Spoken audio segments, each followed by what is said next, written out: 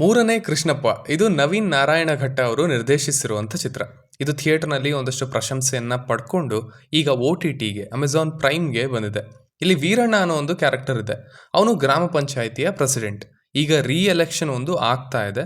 So ಆ election ಅಲ್ಲಿ ವೋಟ್ಗಳನ್ನ ಪಡ್ಕೊಳ್ಳೋದಕ್ಕೆ ಅವನು ಒಂದು ಕೆಲಸವನ್ನ ಮಾಡ್ತಾನೆ. ಅದು ಒಂದು ದೇವಸ್ಥಾನವನ್ನ ಕಟ್ಸೋದು. ಸೊ ಅದರ ಇನಾಗ್ರೇಷನ್ಗೆ ಅಂತ ಒಬ್ಬ ಸೆಲೆಬ್ರಿಟಿಯನ್ನ ಕರ್ಸೋದಕ್ಕೆ ಅವನು ಮುಂದಾಗ್ತಾನೆ. ಆ ಸೆಲೆಬ್ರಿಟಿ ಯಾರು, ಅವರು ಬಂದ್ರ ಅಂಡ್ ಈ ಪ್ರೊಸೆಸ್ಸಲ್ಲಿ ಏನೇನಾಯಿತು ಅನ್ನೋದನ್ನೆಲ್ಲ ನೀವು ಸಿನಿಮಾದಲ್ಲೇ ನೋಡಿ ತಿಳ್ಕೊಳ್ಬೇಕು. ಇದರ ಪಾಸಿಟಿವ್ಸ್ ಬಗ್ಗೆ ಮಾತನಾಡೋದಾದ್ರೆ ಅವು ಇಲ್ಲಿದಂಥ ಕ್ಯಾರೆಕ್ಟರ್ಸ್ ಅಂತ ಹೇಳ್ಬೋದು. ಆ ಪಾತ್ರಗಳನ್ನು ಆದಷ್ಟು ರಿಯಲ್ ಆಗಿ ಚೆನ್ನಾಗಿ ಬರ್ಕೊಂಡಿರೋದ್ರಿಂದಾನೇ ಒಂದಷ್ಟು ಕಾಮಿಡಿ ಇಲ್ಲಿ ಹುಟ್ಟಿದೆ ಅಂತಲೂ ಹೇಳ್ಬೋದು. ಸ್ಪೆಷಲಿ ವೀರಣ್ಣ ಅವರ ರೈಟ್ ಹ್ಯಾಂಡ್ ಶಂಕರ, ಅದು ತುಂಬ ಸಿಂಪಲ್ ಕ್ಯಾರೆಕ್ಟರ್, ಬಟ್ ಅದನ್ನು ಬರೆದಿರೋ ರೀತಿ, ಬಳಸ್ಕೊಂಡಿರೋ ರೀತಿ ಅದು ತುಂಬ ಪಾಸಿಟಿವ್ ಆಗಿದೆ ಸಿನಿಮಾಗೆ. ಆ್ಯಂಡ್ ಈ ಕಡೆ ನಂದೀಶ ಅನ್ನೋ ಒಂದು ಕ್ಯಾರೆಕ್ಟರ್, ಹಾಗೆ ತುಕಾಲಿ ಸಂತೋಷ್ ಅವರು ಮಾಡಿರೋ ರಘು ಅನ್ನೋ ಒಂದು ಕ್ಯಾರೆಕ್ಟರ್, ಹೀಗೆ ಒಂದಷ್ಟು ಬೇರೆ ಪಾತ್ರಗಳಿಗೂ ಸಹ ಇಲ್ಲಿ ಸ್ಪೇಸ್ ಕೊಟ್ಟಿದ್ದಾರೆ. ಈವನ್ ಸೆಕೆಂಡ್ ಹಾಫ್ನಲ್ಲಿ ಸ್ವಲ್ಪ ಸಿನಿಮಾದ ಟೋನ್ ಶಿಫ್ಟ್ ಆಗುತ್ತೆ, ಬಟ್ ಆದರೂ ಅಲ್ಲೂ ಕೂಡ ಈ ಒಂದಷ್ಟು ಪಾತ್ರಗಳಿಂದ ನಗುನ ತರಿಸಿದ್ದಾರೆ. ವೀರಣ್ಣ ಅವರ ಹೆಂಡತಿ ಅವರಿಗೆ ಸಿಗೋದು ಒಂದೆರಡು ಸೀನ್ಸ್ ಮಾತ್ರ, ಬಟ್ ಆ ಸೀನ್ಗಳಲ್ಲೂ ಅವರಿಂದ ಕೂಡ ಒಂಚೂರು ನಗು ಹುಟ್ಟುತ್ತೆ. ಸೊ ಆ ಹಳ್ಳಿ, ಅಲ್ಲಿನ ಜನ, ಆಗು ಹೋಗುಗಳು, ಈ ಒಂದು ಸರೌಂಡಿಂಗ್ ಅಂತ ಏನಿರುತ್ತೆ, ವಿಲೇಜ್ ಎನ್ವಿರಾನ್ಮೆಂಟ್ ಏನಿರುತ್ತೆ, ಅದನ್ನು ಆದಷ್ಟು ತುಂಬ ನ್ಯಾಚುರಲ್ ಆಗಿ ಕಟ್ಕೊಟ್ಟಿದ್ದಾರೆ ಅಂತ ಹೇಳ್ಬೋದು ಡೈರೆಕ್ಟರ್ ಅವರು. ಅಂಡ್ ಅದರಿಂದ ಸಿನಿಮಾಗೆ ತುಂಬಾನೇ ಹೆಲ್ಪ್ ಆಗಿದೆ. ಇನ್ನು ಅಫ್ಕೋರ್ಸ್ ಇಲ್ಲಿನ ಮುಖ್ಯ ಪಾತ್ರಗಳು ವೀರಣ್ಣ ಹಾಗೆ ಕೃಷ್ಣಪ್ಪ, ರಂಗಾಯಣ ರಘು ಅವರು ಹಾಗೆ ಸಂಪತ್ ಅವರು. ರಘು ಅವರ ಬಗ್ಗೆ ಏನು ಹೇಳೋದು, ಮೊದಲ ಅರ್ಧ ಇಡೀ ಅವರದೇ. ಒಂದಷ್ಟು ಜೋಕ್ಗಳು ವರ್ಕ್ ಆಗ್ತವೆ, ಒಂದಷ್ಟು ಆಗಲ್ಲ, ಬಟ್ ಅಷ್ಟು ಸಿನಿಮಾನ ಸ್ಪೆಷಲಿ ಮೊದಲ ಅರ್ಥದಲ್ಲಿ ಹಿಡಿದಿಟ್ಕೊಂಡಿರೋದೇ ರಘು ಅವರು ಅಂತ ಹೇಳ್ಬೋದು. ಆ ದೇವ್ರ ಹತ್ರ ಮಾತಾಡೋದಾಗ್ಲಿ, ಆಪರ್ಚುನಿಸ್ಟಿಕ್ ಪೊಲಿಟಿಷಿಯನ್ ಥರ ವರ್ತಿಸಿರೋದಾಗ್ಲಿ, ಹೀಗೆ ಹಲವು. ಈ ಕಡೆ ಸಂಪತ್ ಅವರು ಕೂಡ ಅಷ್ಟೇ, ಒಬ್ಬ ಮುಗ್ಧ ಟೀಚರ್ ಆಗಿ ಅಂಡ್ ಆ ಪಾತ್ರವನ್ನ ಚೆನ್ನಾಗಿ ಮುಂದಕ್ಕೆ ತೆಗೆದುಕೊಂಡು ಹೋಗಿದ್ದಾರೆ. ಇನ್ನು ಇವುಗಳ ಜೊತೆಗೆ ಇಲ್ಲಿ ಹೇಳಿರುವಂಥ ವಿಷಯನೂ ಚೆನ್ನಾಗಿತ್ತು.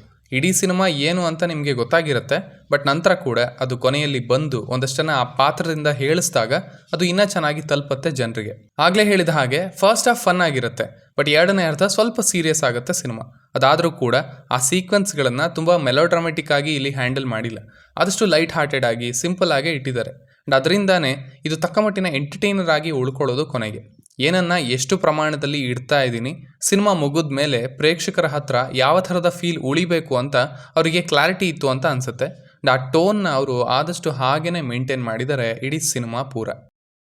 ಇನ್ನು ಇದರ ನೆಗೆಟಿವ್ಸ್ ಕಡೆ ಬರೋದಾದರೆ ಇಲ್ಲಿ ಕನ್ವೀನಿಯೆಂಟ್ ರೈಟಿಂಗ್ ಇತ್ತು ಅಂತ ಹೇಳ್ಬೋದು.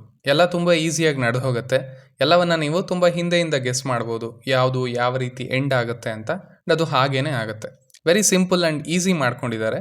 ಅಂಡ್ ಆಲ್ಸೋ ಇದು ಸಿನಿಮಾದ ಗುರಿ ಆಗಿತ್ತು ಅಂತಲೂ ಅನ್ಸುತ್ತೆ. ಇಡೀ ಸಿನಿಮಾದ ನರೇಷನ್ನ ನೋಡಿದಾಗ ಅವರು ಇದನ್ನು ತುಂಬ ಲೈಟ್ ಹಾರ್ಟೆಡ್ ಆಗಿ ಹೀಗೆ ಇಡೋಣ ಅಂತಾನೆ ಅನ್ಕೊಂಡಿರೋದು, ಅದರಿಂದನೇ ಆ ವಿಷಯನ ಅಷ್ಟೇ ಸಿಂಪಲ್ ಆಗಿ ಹ್ಯಾಂಡಲ್ ಮಾಡಿದ್ದಾರೆ ಅಂತ ಅನ್ಸುತ್ತೆ. ಇನ್ನು ಇಲ್ಲಿ ಒಂದು ಲವ್ ಸ್ಟೋರಿ ಕೂಡ ಇತ್ತು, ಅದರ ಇಂಪಾರ್ಟೆನ್ಸ್ ತುಂಬ ಅಷ್ಟಾಗಿ ಇರಲಿಲ್ಲ ಇಲ್ಲಿ. ಅದು ಒಂದು ಜನರಲ್ ರೂಟಲ್ಲಿ ಬಂದಂಥ ಎಲಿಮೆಂಟ್ ಅಂತ ಅನ್ನಿಸ್ತು.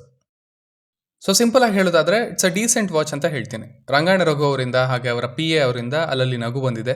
ಒಂದಷ್ಟು ವರ್ಕ್ ಆಗಿದ್ದಾವೆ, ಒಂದಷ್ಟು ಆಗಿಲ್ಲ.